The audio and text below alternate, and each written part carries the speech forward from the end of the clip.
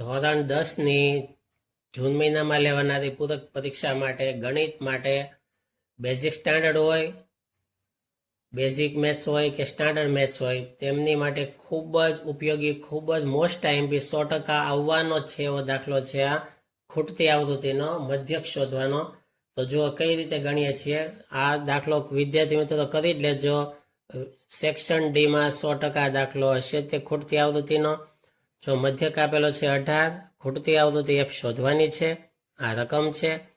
5 ખાનાનું કોષ્ટક કરવાનું. વર્ગ fi આવૃત્તિ, મધ્ય કિંમત xi, ui fi ui. હવે સૌથી પહેલા આ બે ખાના તો રકમમાં હતા, આ લખી લીધા આપણે. f ની કિંમત શોધવાની છે. મધ્ય કિંમત આ બંનેનો પ્લસ કરવાનો. 11 વત્તા 13, 13 ને 11 24, 24 ના અડધા 12, તો મધ્ય કિંમત 12 આવી. પછી ગેપ કેટલો પડે છે તો કે 11 પછી 13, બબેનો ગેપ પડે છે.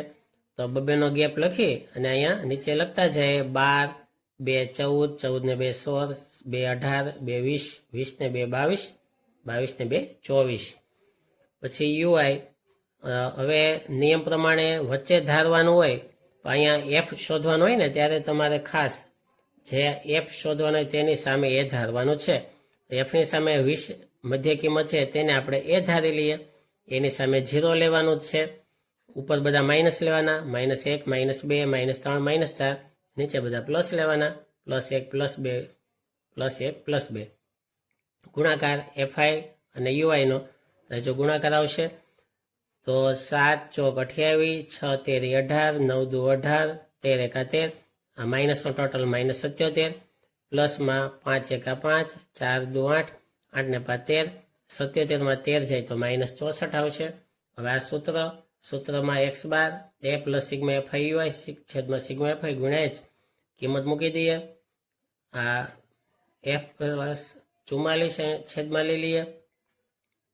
મધ્ય કિંમત આપેલી છે x બાર અહીંયા મૂકી દેવાનો. 20 ને ફેર એટલે માઇનસ થાય, -2 આવશે.